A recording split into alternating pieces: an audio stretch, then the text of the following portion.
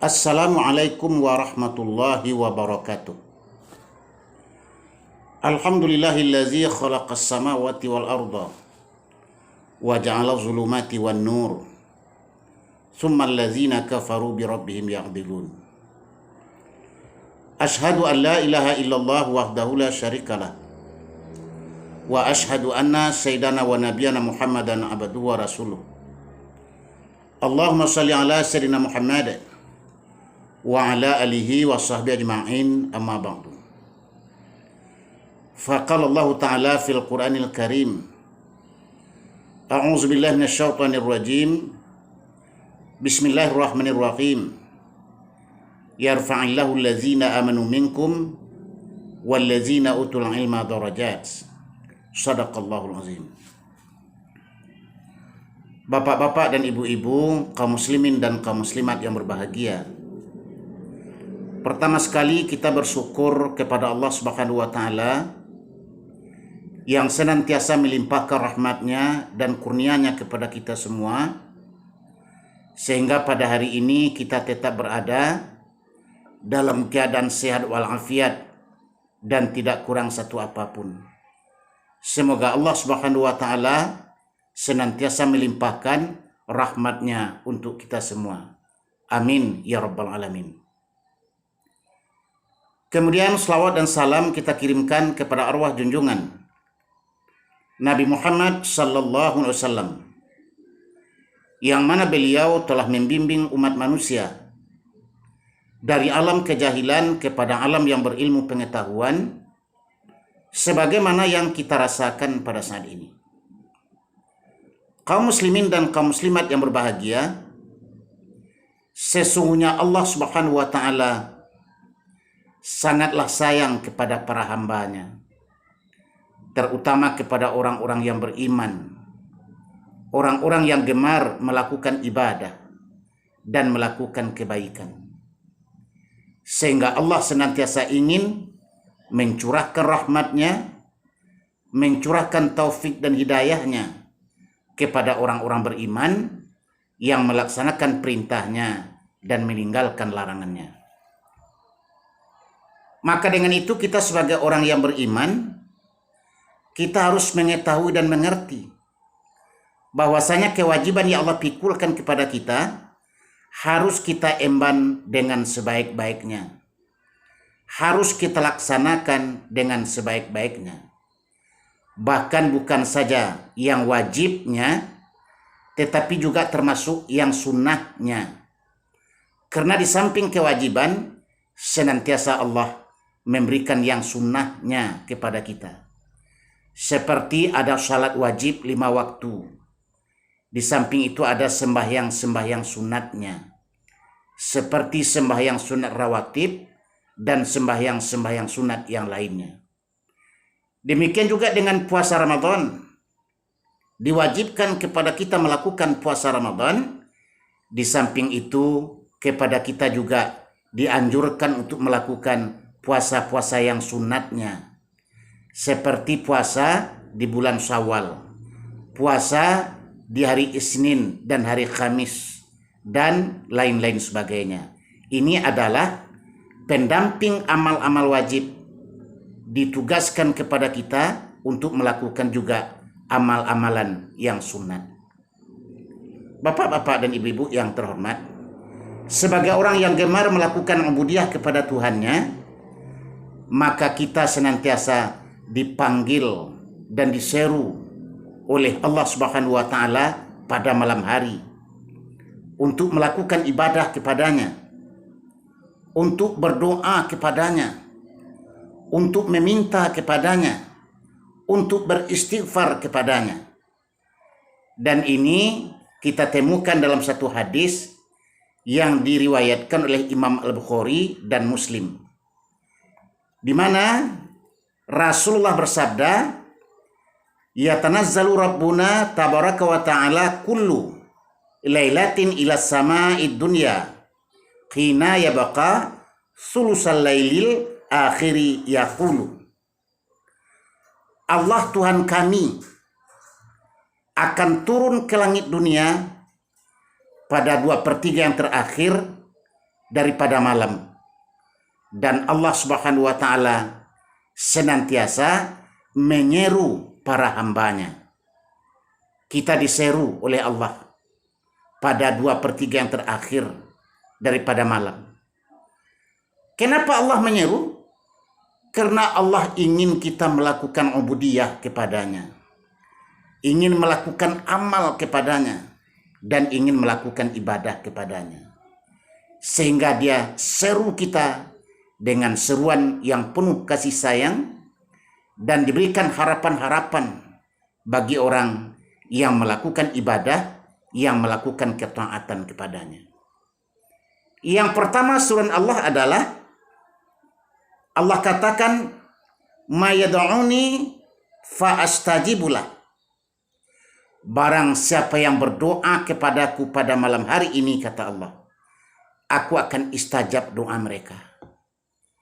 Adakah kita berdoa kepada Allah pada 2/3 yang terakhir daripada malam? Artinya setelah kita melakukan amalan-amalan sunat di malam hari, yang biasanya dilakukan oleh kaum muslimin adalah sembahyang sunat tahajud yang kita kenal dengan qiyamul lail.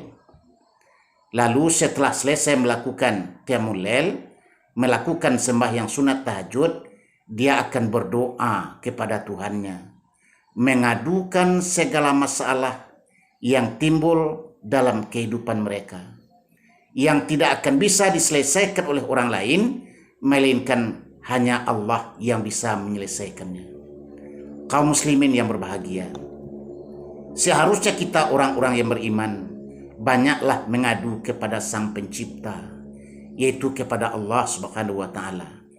Dan tidak perlu kita mengadu kepada orang, karena orang tidak akan menyelesaikan masalah. Maka Allah akan carikan jalan keluar daripada masalah yang kita hadapi. Apalagi kalau kita menunjukkan keimanan dan ketakwaan kepadanya. Bahkan dalam Al-Quran dikatakan oleh Allah Subhanahu wa taala, barang siapa yang bertakwa kepada Allah, wa may yattaqillaha yaj'al lahu makhraja wa yarzuquhu min haitsu la yahtasib. Barang siapa yang bertakwa kepada Allah, Allah akan carikan jalan keluar dari kesulitan yang dia hadapi, dan Allah akan berikan kepadanya rezeki dari pintu yang tidak diketahuinya. Inilah jaminan Allah untuk kita orang-orang yang beriman. Maka gunakanlah malam untuk berseru kepada Tuhan, dan gunakanlah sebagian malam untuk menadahkan tangan kepadanya. Daripada kita mengadu kepada orang lain, lebih baik kita mengadu kepada Sang Pencipta yang lebih tahu tentang diri kita daripada kita sendiri. Kaum muslimin yang berbahagia, yang kedua Allah seru, "May yas'alani fa'atiyahu." Barang siapa yang meminta kepadaku malam ini, kata Allah, aku akan beri permintaan mereka. Kalau doa diistajab, kalau permintaan akan diberi, akan dikabulkan oleh Allah. Tapi sayangnya tentu tidak banyak orang yang meminta. Tidak banyak orang yang mengambil kesempatan untuk bermunajat kepada Tuhannya di malam hari, untuk menadahkan tangan, untuk berdoa dan untuk meminta. Kenapa demikian? Karena begitu kuatnya godaan tidur, godaan lelap. Yang lebih mengherankan lagi, kaum muslimin yang berbahagia, kadang-kadang orang bisa bertanggang sepanjang malam untuk hal-hal yang tidak begitu bermanfaat. Menonton misalnya, berbual misalnya, bergurau yang tidak tentu ujung pangkalnya. Dia bisa bertanggang sepanjang malam, tidak merasakan ngantuk. Tapi kalau bangun sebentar saja, lalu membersihkan diri dengan berwudu, lalu pergi ke tempat salat, menghadap kepada Allah, munajat dan berdoa, istighfar dan minta ampun, ini sangat beratnya, sehingga tidak banyak orang yang bisa melakukannya. Maka dengan itu satu-satunya jalan yang harus kita tempuh. Kita harus banyak latihan. Kita latih diri kita supaya terbiasa melakukan ibadah, melakukan kebaikan kepada Allah Sang Pencipta.